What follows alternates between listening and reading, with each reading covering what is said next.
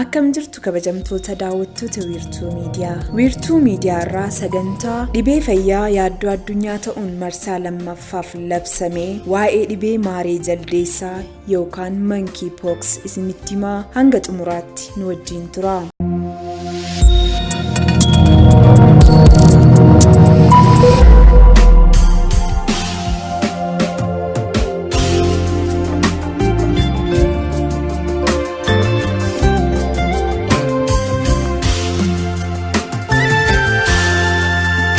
Dhibeen monkey pox jedhamu yookaan maaree jaldeessaa kun akka lakkoofsa Awurooppaatti 2022 keessa darbee uumamuun biyyoota addunyaa 12 keessatti namoota 80 irratti mul'atee ture.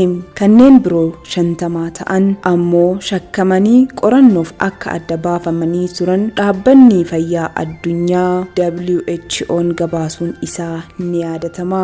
WHO'n biyyoota dhibeen kun keessatti mul'atee ture osoo maqaan hin ibsin dhibeen kun dabalataan mul'achuu akka danda'u akeekkachiisee ture. Dhukkubni kun biyyoota Awurooppaa 9 akkasumas Ameerikaa, Kaanaadaa fi Awustiraaliyaa keessatti argamee ture.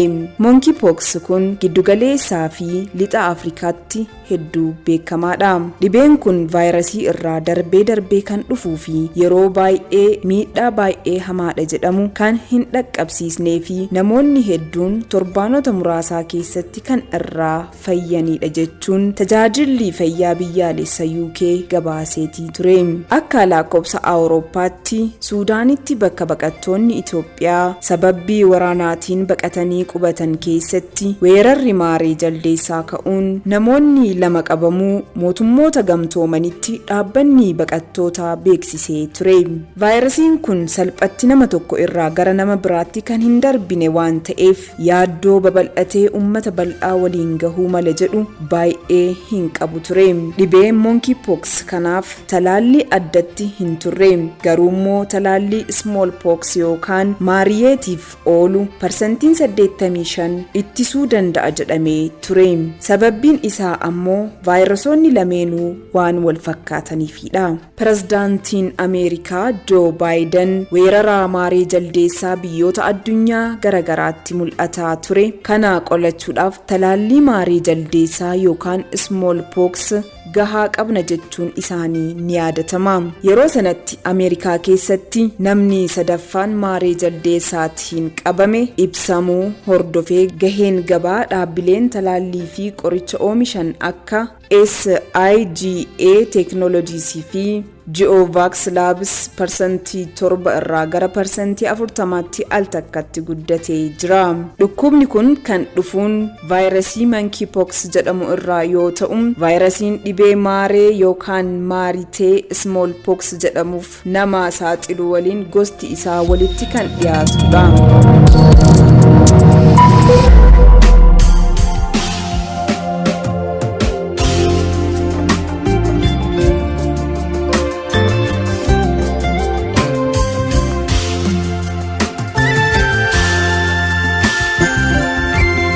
Vaayirasiin maaree jaldeessaa kun maaree waliin wal biraa qabamee yoo ilaalamu saffisni inni ittiin tatamsa'u gadi aanaa kan turee fi dhukkubbiin isaa cimas miti.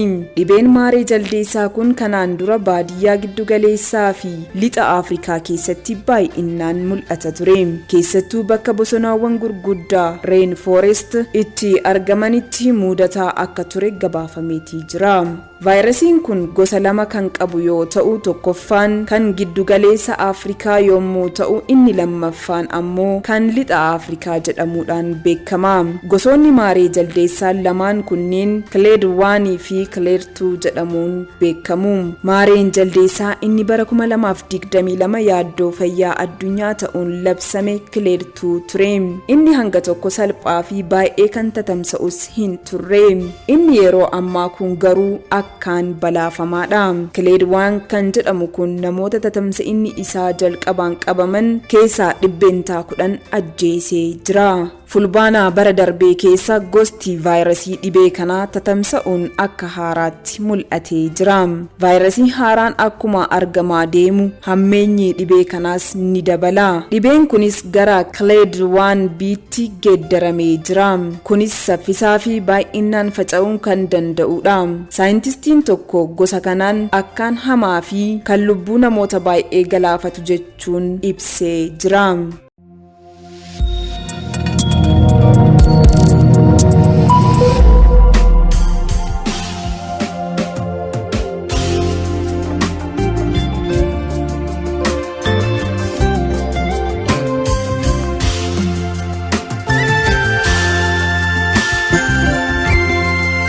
Akka lakkoofsa Awurooppaatti hagayyaa 15/2024 dhaabbatni fayyaa addunyaa WHO'n dhibeen maaree jaldeessaa kutaalee Afrikaa hedduu keessa faca'ee fayyaa addunyaaf yaaddoo akka ta'e irra deebiin labse. Dhibeen akkaan tatamsa'uu fi maqaa maaree jaldeessaa monkeypox jedhamuun beekamu kun jalqabaa wayita Riippaabilika Dimokiraatawaa Koongoo keessatti faca'uu eegalu yoo xiqqaate namoota 450 ajjeesee jira. Dhibeen kun yeroo ammaa giddugaleessaa fi baha Afrikaa, Burundii, Keeniyaa fi Rwaandaa keessattis babal'ate. Akkaataa akaakuuwwan dhibeen kun ittiin tatamsa'aa jiruu fi lubbuun namaa gaaga'amaa jiru irratti saayintistoonni guddoo yaadda'an. Daayiriktarri olaanaa WHO Dr. Tedros Adhanom saffisni dhibeen kun ittiin Afrikaa keessa fi Afrikaan alattis ba'ee tatamsa'aa jiru baay'ee nama yaaddeessa jedhan. Tatamsa'ina dhibee kanaa hambisuun lubbuu dhala namaa baraaruu fi qindoominni addunyaa murteessaa fi dirqama jedhan Dr. Tedros Adhanom. Dhibeen maaree jaldeessaa dhiyeenya irratti waltuttuqqaa irraa nama qaba. Keessattuu yeroo saalqunnamtii raawwatan gogaan nama dhibee kanaan qabamee yoo isa fayyaa tuqe walitti dubbachuu fi dhiyeenya irratti hafuura walitti baafachuun karaa dhibeen kun ittiin tatamsa'u isa ijoodha. Wayitaa nama qabu mallattoo akka qufaattuu namarratti mul'ata. Gogaan baay'ee madaa'ee miidhama. Dhibeen kun namoota qabe 100 keessaa 4 ajjeesa akka qorannoon mul'isutti. Jalqaba bara kanaa erga dhibeen kun Riippaabilika Dimokiraatawaa Koongoo keessatti yaaddoo ta'e irraa eegalee hanga ammaa namoota 13,700 achitti qabaman keessaa yoo xiqqaate 450 kan ta'an du'anii jiru. Haa ta'u garuu adoolessa 2022 dhibeen maaree jaldeessaa inni duraanii clade 2 jedhamu biyyoota addunyaa keessatti babal'atee akka dhaabbatni fayyaa addunyaa jedhutti wayitaa sana dhibee kanaan namoonni 87,000 qabaman keessaa 140 kan ta'an du'anii jiru. Lakkoofsi namoota du'anii kan bara sanaatiin wal bira qabamee yoo ilaallamu dachaa 3 oliin dabalee jira. Yeroo sana namoota miidhamoo ta'an talaaluudhaan tatamsa'inni dhibee kanaa hanga tokko to'atamee ture. Ministeerri fayyaa Itiyoophiyaa Dr. Maqdas Dhaabaa kamisaa torbaan darbe akka lakkoofsa Itiyoophiyaatti hagayyaa 16 2016 ibsa dhukkuba kanaa ilaalchisuun kennaniin hanga ammaatti namni maaree jaldeessaan shakkames ta'ee kan dhukkubichaan qabame akka hin jirre beeksisanii ture. Ministeerri fayyaa Itiyoophiyaa dhukkubichi akka gara Itiyoophiyaa hin seenne to'achuuf daangaalee biyya ollaa keenyaa kan ta'an keellaawwan seensaa fi bahumsaa naannoleen kan akka Somaalee, Oromiyaa fi kibba Itiyoophiyaatti argaman irratti hojii to'annoo fi adda baasuun hojjetamaa jiraachuu beeksisanii turan. Naannoo Somaaleetti hojiin akkasii hojjetamaa kan jiruu fi keellaawwan bahumsaa fi seensaa daangaalee Somaaleelaand, Jibuutii fi Keeniyaa irratti ta'uu itti gaafatamaan biiroo fayyaa naannoo Somaalee obbo Muhammad dubbatanii jiru. Namoonni karaa keellaawwan kanneeniin darban irratti mallattoon shakkisiisaa irratti yoo argame akka adda bahan taasifamuun qorannoon samudaa akka gaggeeffamu ibsanii jiru. Haa ta'u malee biiroon fayyaa naannoo Somaalee nama maaree jaldeessaa isaan qabamuu hin oolle jechuun shakke adda baafamee akka turu gochuu beeksisee jira. Samudni nama dhukkuba daddarbaa kanaan qabamuun shakkame tokko immoo qorannoo dabalataatiif gara Inistituutii Fayyaa Hawaasaatti erguu isaanii itti aanaa itti gaafatamaa biiroo fayyaa naannoo Somaalee obbo Muhammad Ayyaanillee BBC'tti himanii jiru. Mallattoowwan dhibee kanaa namoonni Maaree Jaldeessaa kanaan qabaman jalqabaa irratti gubaa qaamaa, bowwoo mataa, dhukkubbii maashaa, dhukkubbii dugdaa, qaama irratti bakka bakkatti dhidhiita'uu fi wanta kamirrattiyyuu fedhii dhabuutu mul'ata. Gubaan qaamaa yeroo irraa hir'atu ammoo fuula irraa qabee hooksisuu jalqaba. Guutummaa qaamaa kan hooksisu ta'ullee irree fi miila ammoo irra caalatti hooksisa. Hooksisaan mudatu ammoo baay'isee kan nama dhukkubuu fi sadarkaa garagaraa kan qabudha. Dhiita'uun gogaa nama irratti mul'atu boodarra gogaan sun akka madaa'uu fi mul'atullee ni taasisa. Kanarra darbees godaannisa hambiseellee ni darba.